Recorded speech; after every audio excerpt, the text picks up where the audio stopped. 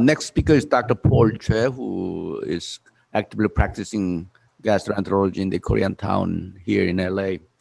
He's trained gastroenterologist from Harvard and Columbia training background. So, Dr. Choi, please.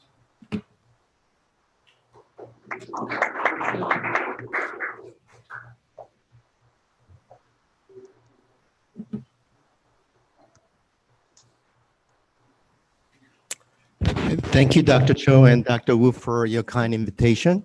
It's really an honor to be presenting my experience following patients for upper endoscopic examination and gastric cancer screening in Koreatown. And just as an anecdote, just recently, as a follow-up to Dr. Wang, it's a comment about the difficulty of doing screening endoscopy in the U.S. I underwent that on audit by a Medicare because they were concerned that I was doing too many upper endoscopies. And they said, why are you doing so many endoscopies? And so we want to look at all your chart. And this is a real issue for all of us who are performing screening endoscopies for Korean Americans. And I'm very thankful that Dr. Wang and everybody else in this room have been instrumental in trying to develop a movement against that bias. To start, this is a pretty well-informed crowd, but gastric cancer is a very common cancer with over 1 million new annual cases worldwide. It is actually thought to be the second leading cause of cancer-related mortality worldwide, and 50% of all cases occur in the Far East. I think the reason why we're here is because gastric cancer, of all the countries that are studied, is the most common. The incidence seems to be most common among Korean Americans, Koreans with the highest incidence for both women and men. And compared to other countries, it's pretty astounding how prevalent this illness is among Koreans. Dr. Hwang mentioned the disparity between Koreans and other races, but I'd like to go back historically and look at the incidence of gastric cancer in the US, because I think very few people are aware that among all the cancers that are studied, lung cancer, for example, had a very high increase in incidence over time due to smoking. There has been substantial decrease in incidence of liver cancer, for example, over time. But what's striking in this graph is the persistent and consistent decline in the incidence of stomach cancer in the US. And in fact, if you look at what happened in 1930s, stomach cancer was the leading cause of cancer-related mortality in the US for both men and women, far more common than any other cancer facing individuals in the US. Over time, however, from around 45 per 100,000 individuals dying of stomach cancer in the country to around 4 per 100,000 as of 2011. So it's almost 90% reduction in their incidence of stomach cancer. And no wonder, all these government agencies and society are no longer interested in gastric cancer. It is not as common in the US as it has been. What's interesting is that this decline in the trend in gastric cancer is not confined to the US. In fact, if you look at this graph from 7 European countries over the past 6 years, every single country studied has shown decline in the incidence of stomach cancer, whether it's UK or whether it's Finland, they all have shown gradual decline in the incidence of stomach cancer. And in fact, if you look at all the countries, in the world, there has been consistent decline in the incidence of stomach cancer with one provider. There are two distinct groups.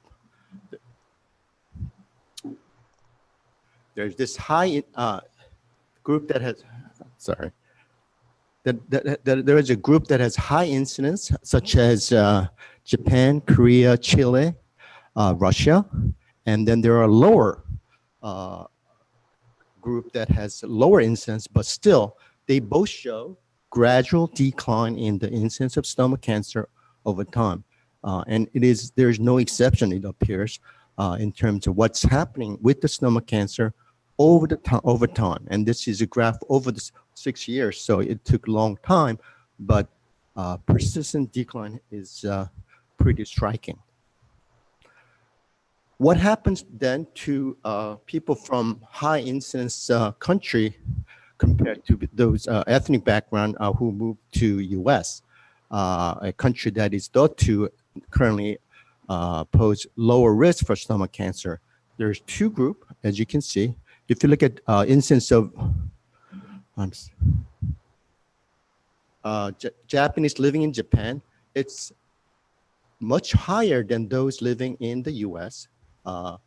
Japanese living in the US, San Francisco, Los Angeles, if you compare to those people, people in Japan have much higher incidence. And in fact, these two groups also have much higher incidence compared to white or black Americans. But regardless, there is a persistent decline in the incidence of stomach cancer for both groups. So the question really is, with Korean Americans, what's happening? Korean Americans are known to have high risk for stomach cancer, but they are residing in the country that has lower, significant, one of the lowest incidence of stomach cancer worldwide. And what can we learn from looking at the patients who undergo upper endoscopy in Los Angeles, for example? I have been in private practice for the past 25 years, and the primary patient population that I cater to are Korean Americans.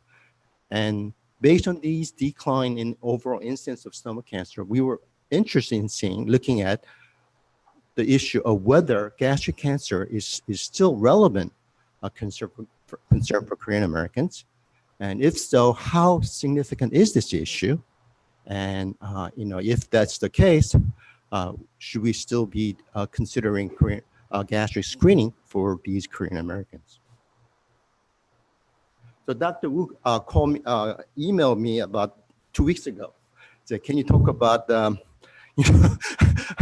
your experience in Koreatown?" So I basically picked 100 patients, consecutive patients from 1 year ago. Exactly 1 year ago, and looked at our experience to remove as much bias as possible to see what kind of patient population we're seeing, what are their risks, what are the findings on patients who are undergoing upper endoscopy at our center. What was pretty surprising to me was that their median age was fairly high, quite high, at 75. They're far more female than male. History of smoking was very low, actually, only about 11%. And 99 out of 100 spoke Korean, which meant that they were born in Korea. One patient was born here, but she was essentially a second generation Korean American. So we're dealing with these patients who were born in Korea, who immigrated to US, and currently live in Los Angeles. And what was also very striking to me was that out of 100 individuals that we examined, 93 already had endoscopy, which meant that endoscopic screening or endoscopic studies are very common for Korean Americans. It's not like you have it once in a while. 93 patients who came to me essentially for second or more bout of EGDs. When we looked at their prior histories, 2 had prior history of gastric cancer, 6 had history of dysplasia, and 28 had gastric intestinal metaplasia. The condition that Dr. Huang just mentioned is a very important precursor to gastric neoplasm. The indication for these individuals were various. Dyspepsia was very common. Weight loss, anemia, ulcer, and weight loss were among the indications. But what was, I think, very striking was there were only 2 who came primarily for screening. So 98 had some other reason for undergoing endoscopic examination. The screening per se was not an important reason for them presenting for endoscopic study. There were other pre-malignant indications, such as history of metaplasia, family history of gastric cancer. 5 had a history of dysplasia previously, and 2 had a prior history of gastric cancer. These individuals were quite symptomatic. In fact, 75 patients had been on some type of GI medication in the preceding 12 months prior to presenting for endoscopic examinations. And benign findings for the usual erosions, H.pylori, peptic ulcer disease, and GERD and so forth. But I thought it was very interesting that we checked for H.pylori on every patient who undergo endoscopy, and only two had H.pylori. So, either we're doing a great job of eradicating H.pylori, or it's not very common here. You take your pick. So what do you think we found in terms of number of neoplastic findings? This was a random 100 consecutive individuals we did endoscopy. And what would you expect to be an yield of GI studies on such a group of population? Any guess, Dr. Huang?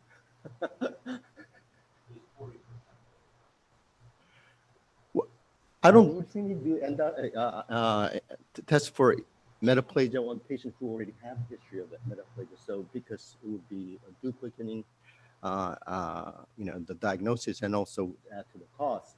But what we thought was very interesting was that out of 100 patients, 6 had new diagnosis of metaplasia on top of 28 previous findings, and 2 had de novo diagnosis of dysplasia, and 4 actually had a diagnosis of gastric cancer. So in fact, and 1 had a B-cell lymphoma, but that's sort of unusual. So, the yield was quite high. Actually, I had not expected to see this many cases of gastric cancer doing 100 of endoscopy. And I think this risk is real. And if you can get this type of yield on any type of diagnostic test, I think you're doing quite well. And you're doing great service. So in conclusion, I think, in terms of our experience, we feel that gastric cancer is still a very important issue for Korean Americans in Los Angeles. And for that reason, we think periodic screening should continue. Thank you very much.